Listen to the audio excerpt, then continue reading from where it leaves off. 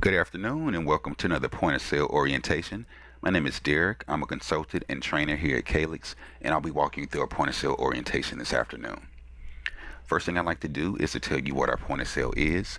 Our point of sale is a landing page that allows you, the user, to directly pull applications into Point, send out document requests, and send out documents to be e-signed by your borrowers. Currently, what we're looking at on the screen right now is the login screen to the point of sale admin site. So what I'll do is log into the admin site, show you the setup and features within inside of here, and then show you how the point of sale connects to Point. So over to the far left hand side, we have our navigation panel, and the first tab we'll talk about in here is the company main tab. The company main tab is going to allow you, the admin, to set up a centralized website for your borrowers to come and apply for the online application. You can set it up to where the borrowers apply directly with the company, and the point of sale admin would get those applications and assign them to the LOs they would like. Or you could even set it up to where your borrowers can apply directly with the individual LO of their choice. Now we do have a language selection for the company main website. This allows the borrowers to change the verbiage on the company main website as well as the online application from English to Spanish. If they use Microsoft Edge, they're able to change the verbiage to whatever language they speak. Now with the company main website, you will get one URL that you would be able to give out to your borrowers so they can visit your company main website to apply for the application. You can even use this to plug into your own company website so the borrowers can get started from there as well. Now if I click on this go button here, this would be like me giving the company URL to a borrower, and this is how the borrower would interface with the company main website. So up here in the top right hand corner, we have a loan officers button that the borrower can click on. This will display any of the LOs that the borrower can apply with directly. So my name is Derek, and as a borrower, if I click on apply now, this takes me right to Derek's online application, and when I submit this application, Derek would get the notification to pull it into Point. Now you do have some customization options for your company main website. Right now mine is on type A, which is a look that you've been seeing. If I switch it to type B, it just changes the font, the layout, but you still have the same functionalities. Same thing with type C. Now the point of sale admin site does come with 22 pre-made background images that you can use for your company main website, or you can upload your own custom image that you prefer to use. Now we scroll down here to this section. This will give you a preview of the company main website, but what you'll notice here is there's several blue edits across the screen. The first blue edit will allow you to add a company banner or a company logo to the company main website. The edit here will allow you to edit the mission statement or welcome message that you want your borrowers to see when they come to your website. This edit will allow you to update the company information, of course. And then down here at the bottom, we do have standard verbiage for purchasing and refinancing a home, but you can edit this verbiage to whatever you want your borrowers to see when they come to your website. Now down here at the bottom, there is a save button. There is no autosave in the point of sale admin site, so anytime you make a change in any of the tabs, you do want to be sure that you do scroll down to the very bottom and hit the save button. So that's going to be the purpose of the company main tab. Now the tab right below that is the set loan originators list tab. This tab is what dictates what loan officers are going to be visible for your borrowers to apply with directly on the company main website. So the setup here is very simple. There's two sections. Up here at the top, the loan originators box, this will list all of the LOs you've added to the point of sale admin site. Down here at the bottom, this list here are all of the LOs that you want visible to your borrowers to be able to apply with directly. So if I didn't want George to be visible to my borrowers, I could simply select him and move him back up to the top, and these would be the only LOs that my borrowers would see to apply with directly. And that's if you want any LOs to be visible at all. But that's what this is set up for in the system.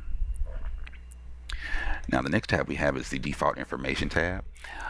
This is what the LOs would set up, this is what the admins would set up for their LOs as their default LO landing page.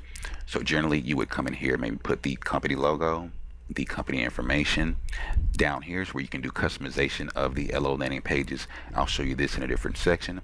But by default, whenever you add a loan officer to the point of sale admin site, this will be the design of their LO landing page.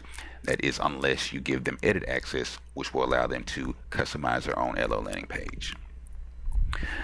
The LO landing pages do have the same language selection that the company main website does, so the borrowers would be able to change the verbiage on the LO landing pages from English to Spanish, as well as that online application as well. Now the tab right below that is our banners and colors tab. Now this coincides with the LO landing pages, and this is what an LO landing page would look like. Okay, there's two types, so if I switched over to type B, it gives it a different layout, but again, same functionalities. Now the customization for your LO landing pages are, you're able to change the main color, background color, and the font of the LO landing pages. You're able to add an edit banner, and what this does is display a text or display an image. And let's say you wanted to put your company's web address down here. When the borrower clicks on that text or image, it will redirect them to the company's website or whatever URL you choose to put down here in this field. Okay. So those are your customization options for the LO landing pages. Now the next tab is the Loan Originators tab.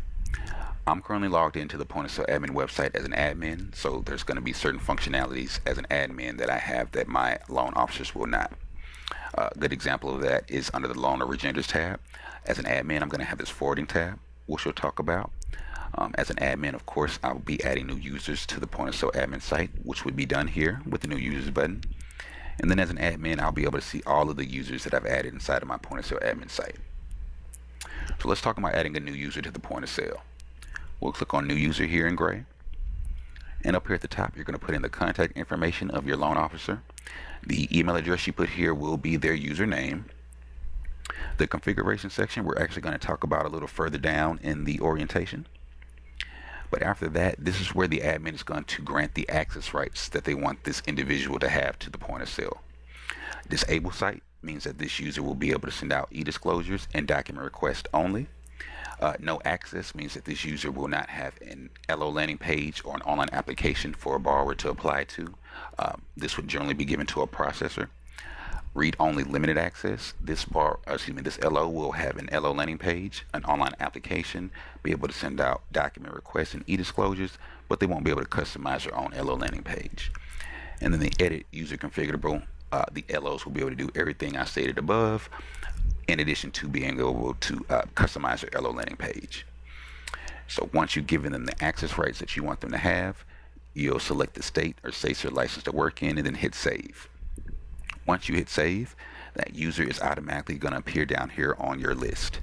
So they'll automatically be given a site number. Again, the email address you use will be their username, and they'll also automatically be given a web address. This web address serves as their individual URL that they would give to a borrower to take them to their LO landing page. So if I click on this web address, this would be like me giving it to a borrower, and this is how the borrower would interface with the LO landing page. They would click on the Get Started button, and this would take them to Derek's online application to apply. Now up here at the top, we have the forwarding tab. Again, this is a admin functionality only, and the way that this works is we have a From drop down, and in this drop down it's going to list all of the LOs you've added inside of the Point of Sale Admin site.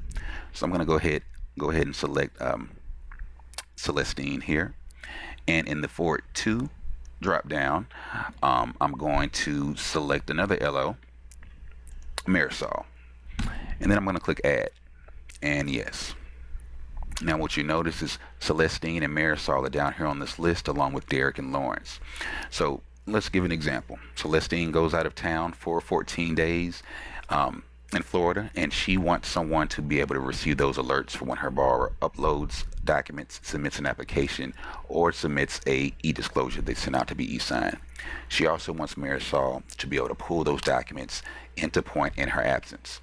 So with this setup, Marisol will get all of those alerts that Celestine would get, and also be able to pull those documents into Point in her absence.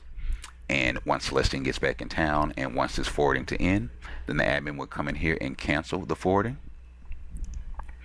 And once those two users are removed from that list, that means that Marisol no longer gets those alerts from Celestine or has the ability to pull in those documents for her. Celestine will be the only one that gets her alerts and will be able to pull in her own documents. Okay, so the forwarding was set up so another individual could help someone else pull in those documents and also be alerted to them. Now back under the Edit Loan Originators tab, As an LO, if I'm given edit access rights to the point of sale, that will allow me to edit or customize my LO landing page. So I would be able to come into the Loan Originators tab and click on the hyperlink on my name. And once I do that, we'll get this pop-up box, which should look familiar. This is the default information or the default LO landing page that you set up for your LO. But as I have edit capabilities, I'm able to come here and change this logo to, let's say, my headshot.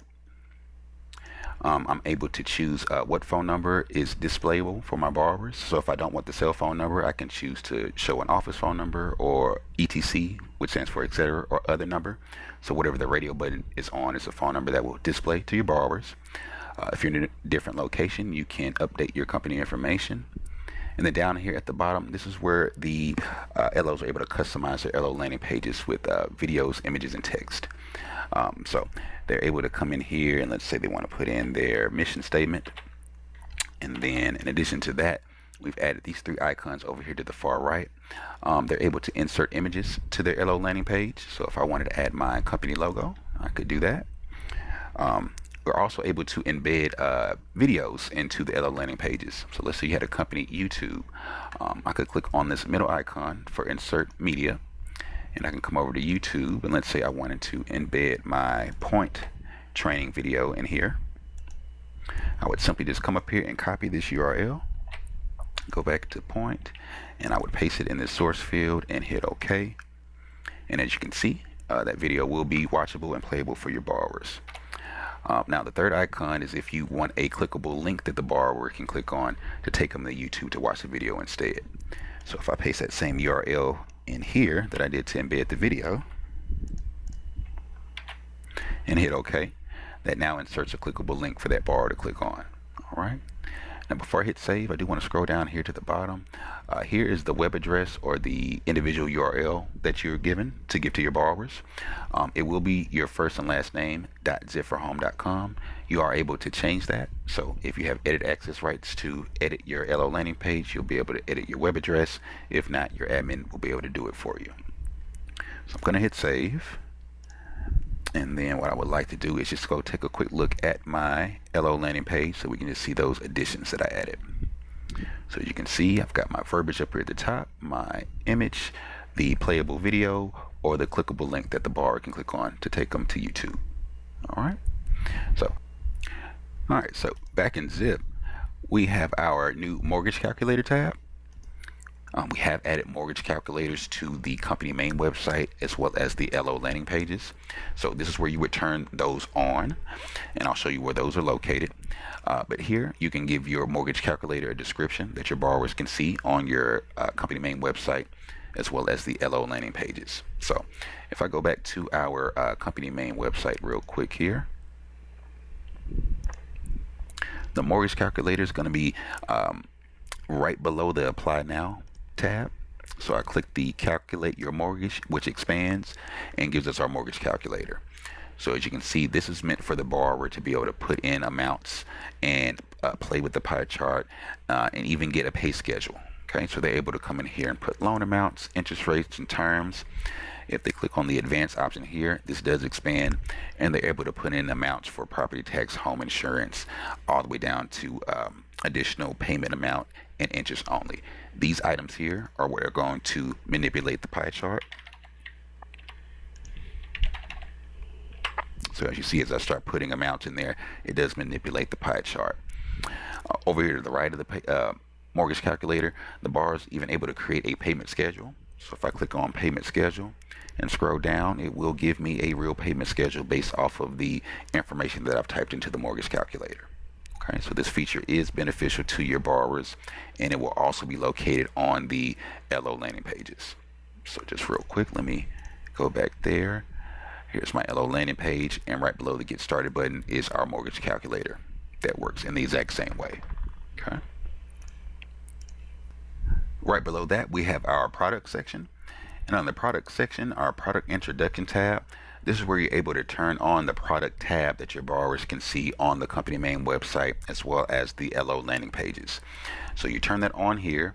You're able to come in here and type an introduction of the products that your company has available to your borrowers as well as the footer. And I'll show you how this looks to the borrowers. But after you've done that, your product details tab, this is where you're going to actually list the products that your company uses. So as you can see here, I've listed some products that I use. So if I click on conventional, you see where you're able to list your product name, give your product description, and you can also add some loan details or arm rate adjustments if that applies. Once you've added your products here to this screen and you've turned on your product tab, again, your borrowers can navigate to the company main website, and they're going to be able to see that product tab right up here at the top. So as the borrower, if I click on that product tab, here is the intro that I gave to my products. Here's the footer that I gave to my products, and then these are my products. So as the borrower, I can click on these products and read what they're about and any other additional information that you added to them and click through. And again, before I start the online application. So a great feature for your borrowers. Now, after the products, we've got the configuration tab. Now, the configuration tab by default will come with the full loan application configuration, but you can create different configurations like a shorthand or a pre-qual if there's certain sections of the application that does not pertain to the borrowers that you work with. So for example, if I want to create a shorthand, on the right hand side, these are the different sections of the application that you can deselect or select that you do or do not want the borrowers to have to fill out. Okay, so maybe you don't need the HELOC section because you don't do those type of loans, or maybe you don't want the social security number up front so you don't collect all 6 pieces of information that starts that 3-day countdown. Now, in addition to that, we've added the ability to have custom questions added to the online application. So we do have a custom question screen 1 and a custom question screen 2. You can add multiple questions to each screen. It just really depends on where you want your custom questions to come, after the contact information or after the demographic information, or both. So if I click edit on my custom question screen 1, you'll see I've added 2 questions here. And the type of questions that you add here, of course, wouldn't be on the application. So things such as, have you found a realtor yet? What part of Dallas do you want to live in? Things like that. If I click on add question, I can continue to add questions and choose the way that they're formatted. So they can be text, multiple choice, checkbox, currency, or date. Okay. Now, once you create your questions, if you choose to create them, you want to toggle them on by clicking on that checkbox here. And this is how the questions or the custom questions would appear to the borrower on the online application. So this is a real online application. I'm on my custom question screen 1. I have a custom question screen 2 up as well. I've made my custom questions required to be answered, so the borrower does have to answer these before they can move on with the rest of the application. Okay, but those are the configurations that you can do with your online application. And then right below that, we have our disclaimer, e-consent and results, and our term of use and privacy policy. I'll talk about those both together. So these are going to be screens that pop up during the online application process. The thank you message, of course, will be a screen that pops up after the borrower submits the application. You can edit that verbiage as well. Up here at the top, we have our disclaimer. As well, on the next tab, we have our terms of use and our privacy policy. If you have a compliance department that needs this verbiage to read differently, you're able to edit this verbiage to whatever you need it to read. And this will be at the end where the borrower has to accept the terms of use, privacy policy, and the disclaimer before they're actually able to submit the application. Okay. And then lastly, in this section, we have the e-consent. If this is turned on, this makes the e-consent automatic. For example, if you send out an e-disclosure for a borrower to e-sign, when they click on the link to e-sign the disclosure, the first screen they're going to be presented with is the e-consent. They'll have to accept and opt in to the e-consent in order to e-sign the disclosure. What that will do is convert the e-consent into a PDF and automatically store it into the document management in that borrower's loan file. So this just makes it easy and automatically for the e-consent to be signed and returned and stored in the document management. Okay. Now the next tab we'll talk about is the retention policy tab. There are 2 sections. So this section up here at the top is referring to your online applications and how long they'll be stored inside of your point of sale admin site. By default, they'll be stored for 60 days. You do have a maximum retention period of 365 days or 1 year. For your e-disclosures and document request, The default is 90 days, but you can increase that as well. I definitely recommend increasing them to their highest retention periods. This comes in handy in a situation to where you've imported an application into Point, you had a power outage, a server issue, or maybe someone just accidentally deleted the application out of Point. You can come back to the Point of Sale admin site and resend those applications, document requests, or e-disclosures back to Point for as long as they're inside of your admin site for this retention period. Okay. Now, with that being said, let me go ahead and skip down to the report section here, and I'm going to click on the borrower interview report tab. And this is where your online applications will be stored for that retention policy period we just talked about. So they will be date and timestamp. It will have the borrower's first and last name, the borrower's email, phone number, and the loan officer. And this is the resend button that I was referring to that will send it back to Point to import it back in. Right below that, we have our e-sign reports. This is going to be your e-disclosures. So this is where they'll be housed: date and timestamp, borrower's email, what you name the package, and the resend button that will send it back to Point. And then lastly, below that, we have the borrower uploaded documents. So your W-2s, your 1099s, date and time stamped again, and also you're able to resend those items back to Point to import those in. Okay, so that's where those three things will be stored for the retention period policy. Now, right below that, we have the billing statement report. This is where you're able to see the current monthly statement, the projected monthly statement, and any past months for when you were charged for using the point of sale. And you'll see down here, you'll see a live view of whenever you're charged the $3 for when a borrower submits an application, or the $1.50 for when you send out an e-disclosure package. It will keep a live number and a live total of where you're currently at in that month. Then below that, we have our borrower stats. And this is where you can see how many borrowers have come and registered to your online application. So here it's showing 7. It is a hyperlink, so if I click on that, I can get some additional information. It'll show me the borrower's email address, the date the borrower registered, if they submitted the application, the date they submitted, and the LO's name.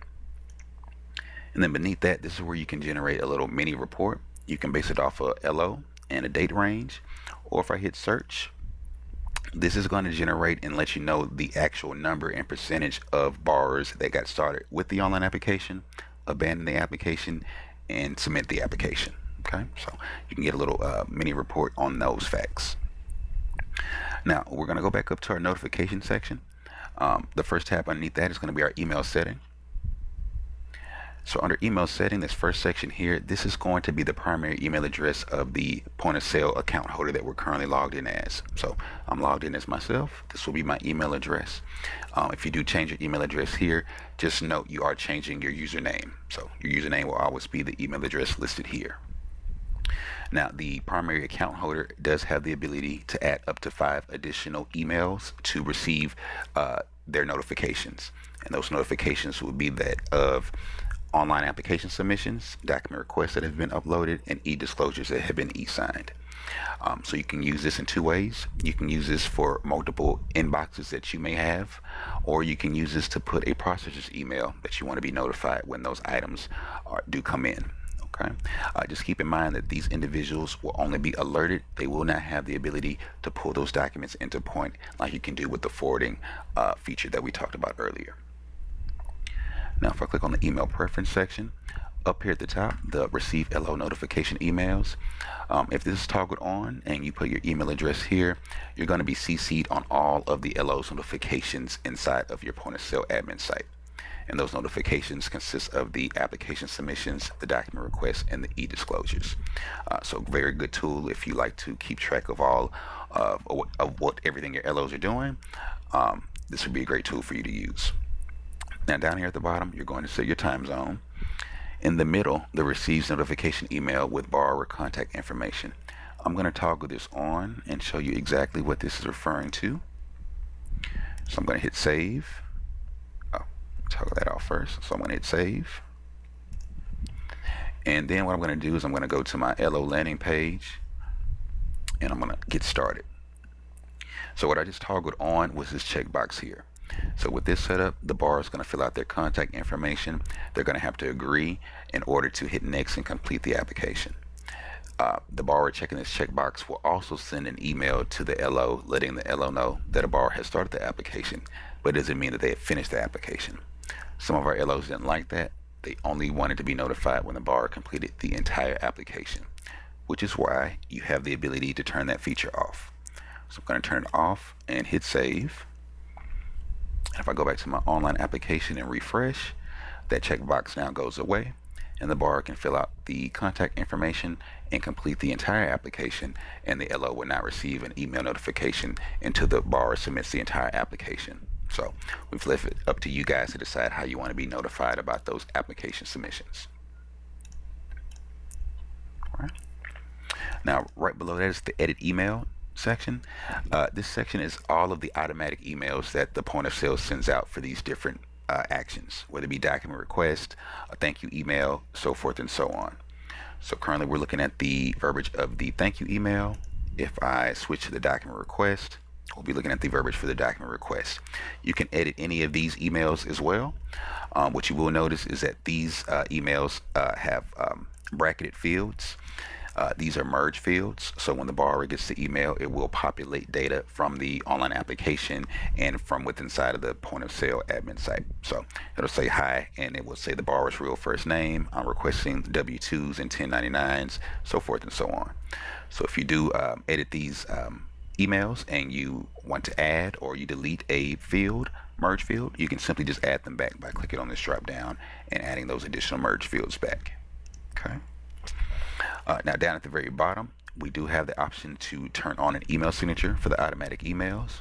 So if I click on the default, this will be what my email signature looks like. Okay, we'll have the logo that I put there and my information. With the email signature, we've added the ability to add up to 5 social media hot links that your borrowers will be able to click on to view. So if you have company social media, you can add those to your email signatures, and when the borrower gets these emails, these will be clickable links where it will take your borrower to your company's Facebook or YouTube, so forth and so on. Okay. Now, let's say you've come in here as the admin and you've set up all of these email templates and you've changed the verbiage. Currently, you've only been changing it for one LO, and that's Derek.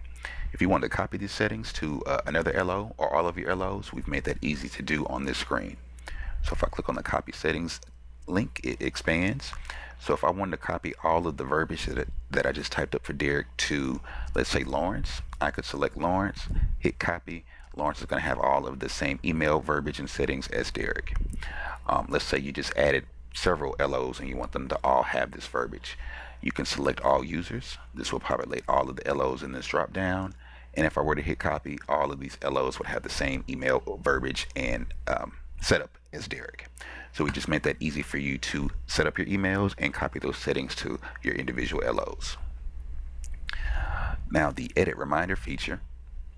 Okay. At the very top, there's 2 tabs up here.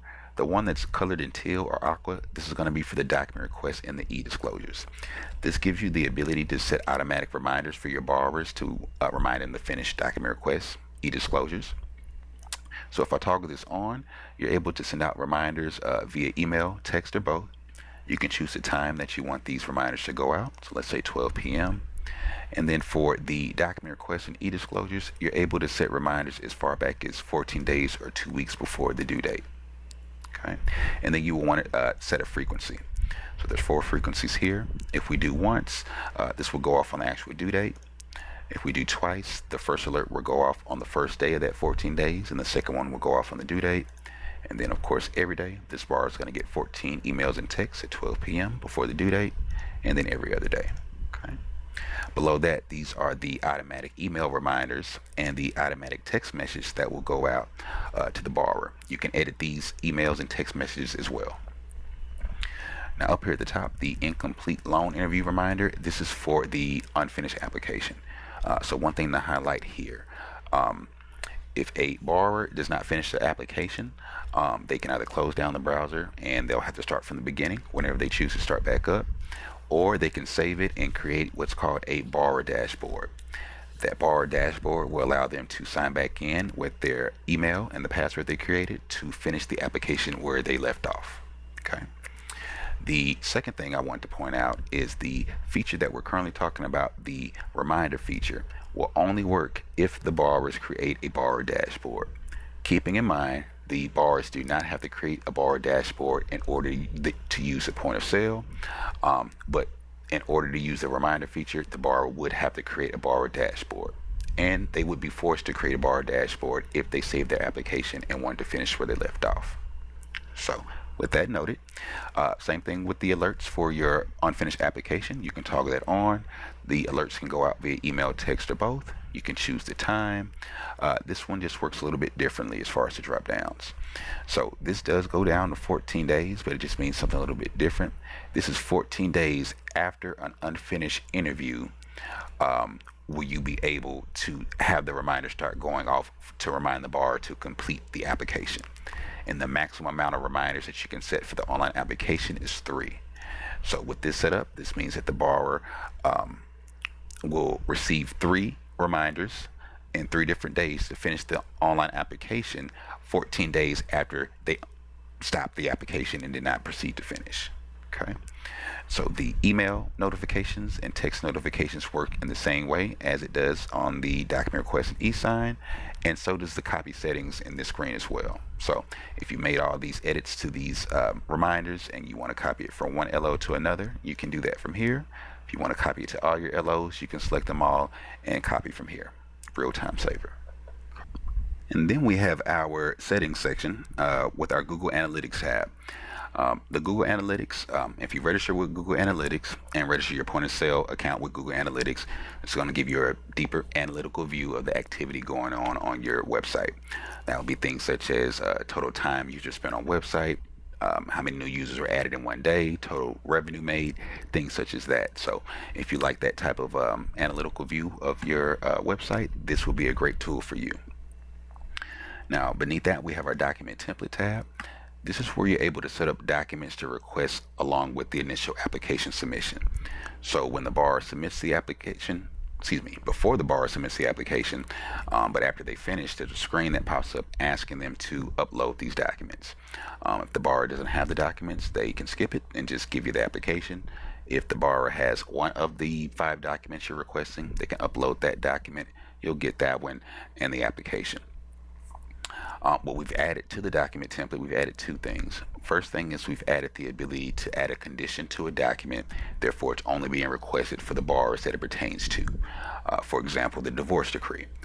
So if I click on my edit conditions button here, if everything's highlighted and checked, this means no matter what the borrower selects on the application, at the end it's going to request that they upload a divorce decree. If I wanted to make the condition more narrow for the divorce decree, I could deselect all the options and maybe check the checkbox for alimony, child support, and separate it. Okay. If I hit OK, save those changes, this means that the borrowers will only be requested to upload the divorce decree if they meet these conditions. So now you can set up multiple documents on this screen and set conditions to where these documents are only being requested to the borrowers that they pertain to. Now the other feature that they added is the grace period. This is the second feature that will only work if the borrowers create a borrower dashboard. And what this feature does is if the borrower does not upload those documents with the initial application and they create a borrower dashboard, then these documents will be stored or housed in their borrower dashboard for them to come and upload those documents at a later time. And that will prevent you from having to create a separate document request for the same documents. Now by default the grace period is 7 days, but you can increase this grace period up. Therefore the borrower has more time to upload those documents and you don't have to keep requesting the same documents over and over again. Okay, so that's what your document template is there to do for you. Now below that, the VOA settings. To explain this will always be toggled off and only toggled on if you have a company form free account and they have provided you with a username and password. If not, you just want to keep this off. If you do toggle it on and you do not have a form free account with a username and password, the borrower fills out the VOA section of the application, you try to import that into Point, it will not import and the borrower will have to redo that application over again. Okay, so always off, only on if you have those credentials. Alright, then we have our security section. The security section is going to be referring to the borrower portals that I've been talking about. So these are for your borrowers. You can turn a 2-factor authentication on to make it more secure for your borrowers. That just means that the borrowers are going to put in their email address, the password they create, A code will be sent to their phone that they'll put into their device, and then they can get into the borrower portal. We've also given you the ability to change the parameters of the passwords that the borrowers have to create for their borrower portal. So if you want to shorten it to something less than 15 characters, we've given you the ability to shorten it down to a minimum of 6 characters to help your borrowers. Right. Then lastly, we have the payment management tab. This is where you're able to update or change the way that you're paying for the point of sale, whether that be credit card or you're writing an account number. Right. So that's going to be the full walkthrough of the point of sale admin site. So now I'm going to show you how the point of sale connects to Point. So inside of Point, what every user will have to do that has a Zip account, they will need to come into their Point system, and they're going to go to the utilities drop down in the menu bar. They're going to scroll down to the Zip Webcaster Preference section. And in this box, one thing you'll notice up here at the top is there are 2 radio buttons, one for Webcaster and one for Zip. You do want to be sure that you're on the Zip side. And then you're going to go ahead and connect your point of sale to Point. You're going to put in your point of sale email address, your point of sale password, the point of sale website number you were given, and the point of sale web address or your individual URL. So these items have to be entered in correctly in order for you to connect the point of sale to Point. Now below that, we do have some default download instructions. This is referring to when you import an application in, you can tell Point what data folder you want that application to be imported into and how you would like it to be named, whether that be manual naming. If you have Point auto file naming turned on, you can have them Point auto file named or Zip auto file name, which is Point auto file naming, the same sequence, but it just adds a ZP at the end, so you can tell the difference between your online applications versus your manually entered applications. And then for the file type, you always want to bring it in on the borrower side of Point. Once you have your credentials entered in, the best way to test to see if those credentials are correct is in the navigation panel over here on the left. We have an import from Zip button, which I'll click. And once I click that import from Zip button, this is telling me that I have no new loans to process. So it means my credentials are correct, but no one has submitted an application. Okay. If a borrower had submitted an application, this is what it would look like. So I'm going to come back to my point of sale admin site. I'm going to go to my borrower interview report tab, and I'm just going to resend an application back to Point. Let me just send another one just in case. Alright, so here's where that resend button comes into play. Alright, so if I go back to Point and I hit the import from Zip button again, now it's going to show me that I have applications to import into the system.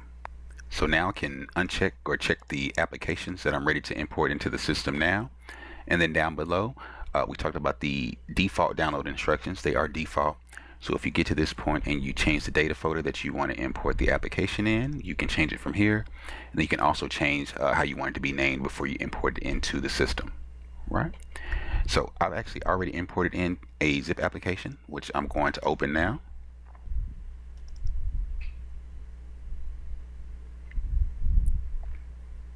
Alright, and now that I'm inside of the application, let's go ahead and do a quick role play.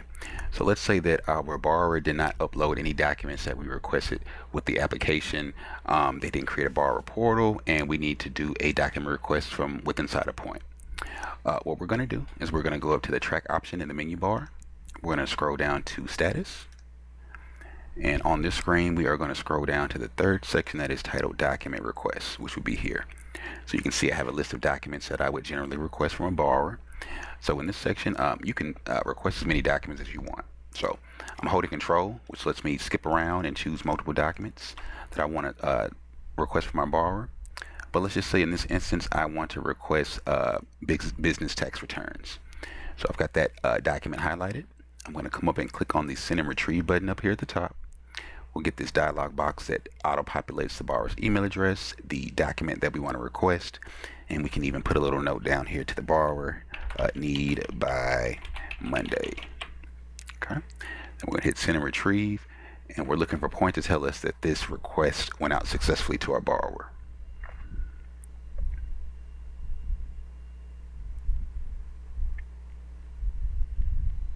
Alright, and we have the success here. So I'm going to hit OK here and close, and then I want to take a look at the email that the borrower just received from that request.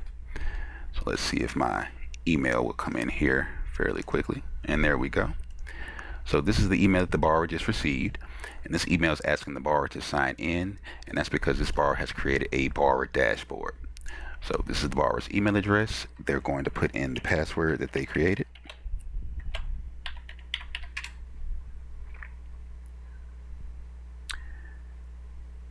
And this is what a borrower dashboard looks like. So if the borrower had an unfinished application that they needed to finish where they left off, there will be a link here for them to click on to finish the application where they left off. What you're currently looking at is the to-do list, and this is what you, the LO, have sent to the borrower to complete. So here's the business tax returns that we asked the borrower to upload. So the borrower is going to click upload on the device that they're on and browse for that document. Okay, and here is mine. And then once the borrower finds that, they're going to click on upload, and then the borrower is going to click on OK, and then that document is removed from their to-do list and now it's moved over to their completed list, so they're able to download it or save it for their own personal records. Okay. Now at the same time as that, the LO just received a notification that the borrower just uploaded that document. Okay. And so that tells the LO that we need to go back into Point and import the document into Point. And to do that, you can click the send and retrieve button from here. But generally, we're going to guide you to the document management. And you can get to the document management in two ways. Two icons to the left of the question mark, we have our file cabinet. That is our document management, which pulls up this box here. Or we can go to eLoan file in the menu bar and click on document management. It's going to pull up the same box here. Okay. And then in here, we can come over here to the right and click on the send and retrieve button. And this is going to have Point search the server for any document requests or e-disclosures that this particular borrower has uploaded and sent to us.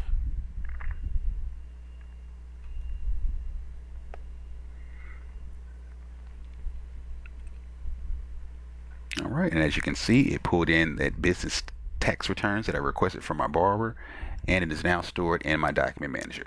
Okay, and that's how simple it is to send out a document request. Let me drag this over just real quick. This is the email that the LO received, letting him know that the borrower uploaded the business tax returns. My email was just moving a little slow. All right, so that is a document request inside of Point. Now let's say it's time to request a disclosure package to be e-signed from your borrower. Within the same file, we can go up to the printer icon here, or we can go to File, Print, either one. And we're going to get this pop-up box here. What you'll notice is there's some tabs up here at the top. We have a print groups tab. So for those of you who did not know, you can create print groups with inside a Point, and you can send them out to be e-signed. So I've created some print groups here, like a conventional disclosure. And these are all the forms that are encompassed in my disclosure package. If I wanted to send this disclosure package out to be e-signed, in my output option drop down, I would select the option for e-sign, and I would choose e-sign. I don't want to do a package that large at this time, so I'm going to go back to my printer icon, and I'm just going to do the loan application. Output option, e-sign, and then I'm going to click on e-sign. Now this process, as far as the spinning process, as far as how long this will take, it's going to determine, of course, how many pages you have in your disclosure that you're sending out, and also how many custom forms that you're sending out. And as a side note, if you did not know, you are able to import custom forms or state-specific forms into Point and add e-signature blocks to those custom forms, so you can send those out to be e-signed as well, either individually or with your e-disclosure packages.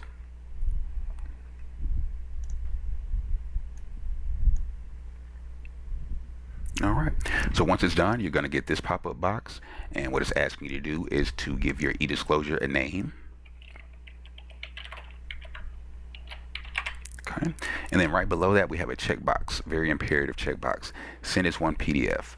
If you do not click this checkbox, this means the borrower is going to get an email for every single page that's in here. So this borrower would be getting 11 emails, and most likely you wouldn't be getting everything signed. The due date will always, by default, be set to 30 days out. And then once everything is done here, we're going to hit the send and retrieve. And again, we're looking for Point to tell us that this request went out successfully to our borrower.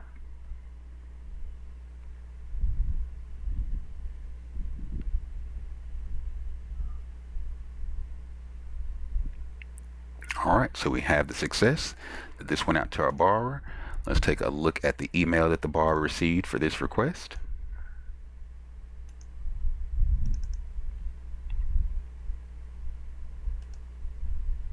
All right, and there it goes.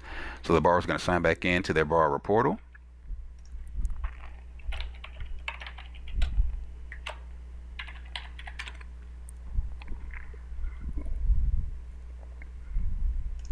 All right, and as you can see, they're having to opt in to an e-consent here as well because I just sent them an e-disclosure. All right, so now on their to-do list, they have that test e-sign that I just sent them to do. So this time they're going to click on sign instead of upload. This is going to take them to a secure website. And the first screen that they're looking at right now, this would be the last 4 digits of the borrower's cell phone number because they would just text a 6-digit code so they can log in to e-sign the disclosure. So once they enter in that 6-digit code and click log in, the screen they're going to be presented with off bat is the automatic e-consent. So the borrower does have to agree and accept the terms in order to e-sign the disclosure. All right. So the borrower has 2 options at this point. They can hit next and go through all of the pages, or they can click on required actions taken, which would take them to the page that requires a signature. So the borrower will click sign, and if that's all of the signatures that are required, they're done. They can confirm the borrower has completed their duties. They can download and review the documents for their personal records. Okay. Now, the LO also received an email because I sent out the application to be e-signed, and they have to e-sign it as well. Well, I'm the LO and I have not created a borrower dashboard. So this is what the email would look like for a borrower who did not create a borrower dashboard. They would click on e-sign documents. It's still going to take them to a secure website. So again, we've got that e-consent they have to opt into. And then once they opt in, they're going to have to agree and accept the terms of the e-consent. And then they would sign their portion of the application. So sign, that's the only signature. They can confirm. And now all parties have signed the document and everyone has completed it. Okay. So the LO did receive an email notification that all parties have signed the application. And while I'm waiting for that email to come through, that does tell the LO that it's time to go to Point and import the e-disclosure that the borrower just e-signed. And they're going to do that in the same way that they imported the document request. So we're going to go back to our document management. Okay. And in here, we're going to hit that send and retrieve again.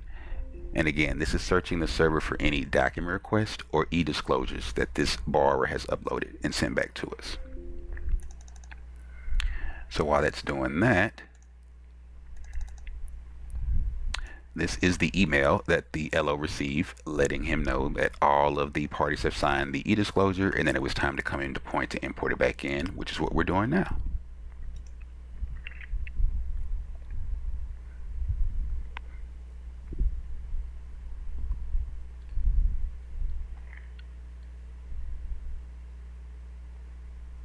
And once it's done, you're going to see that we got a little bit more than just the e-disclosure. So we've got the 2 automatic e-consents that the LO and the borrower signed. We've got the e-disclosure package that the borrower e-signed. We have an e-signature evidence summary as well as the automatic electronic e-sign disclosure. Okay, so very quick, very simple as far as sending out e-disclosures for your borrowers to e-sign. All right. Now, the last feature I wanted to share with you in here is that you are able to send documents to a borrower that they request that doesn't require a signature or for them to upload or return anything. So let's say that your borrower is asking for a copy of the fees worksheet and you want to send it securely through Zip. The way that we would do that is we can click on the add button here in the middle of our document manager. And then we have 2 options in this little box. We can add files from our computer to the document manager, or we can add point forms. So I'm going to click on add point forms. We're going to get this pop-up box, which we've seen before. And since we're on the forms tab and my borrower is asking for a copy of the fees worksheet, I'm going to scroll down and click on this fees worksheet. This fees worksheet will be populated with the actual fees that pertain to this borrower. And as you can see, the output option is asking us to store, which is what we want to do. We want to store it in our document management first. Okay, I'm going to add it to my document management now. And there's my fees worksheet. All right, and now my fees worksheet is inside of the document management. Now to send this to my borrower, I have my fee worksheet highlighted blue. The send and retrieve does work in both ways. It does retrieve and send. So if I click it now, we'll get the pop-up box with the automatic population of the borrower's email address, the fees worksheet that the borrower is requesting, and then I can hit send and retrieve. Okay, so again, we are wanting Point to tell us that this request went out successfully. And again, this is just something the borrower is going to keep. They don't have to sign and they don't have to return anything back to us.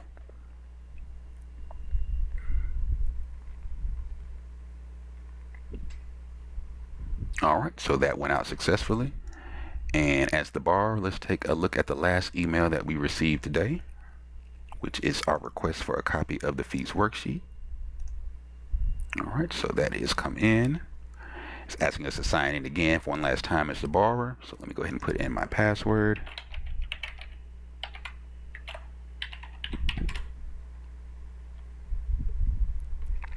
And once we get in here this time, that is what this third column is for, that's titled Documents. Okay, so this is where all of the forms that you send to your borrower will be housed for them to be able to download and keep for their personal records. Again, it does not require them to sign or return the documents back to you. All right.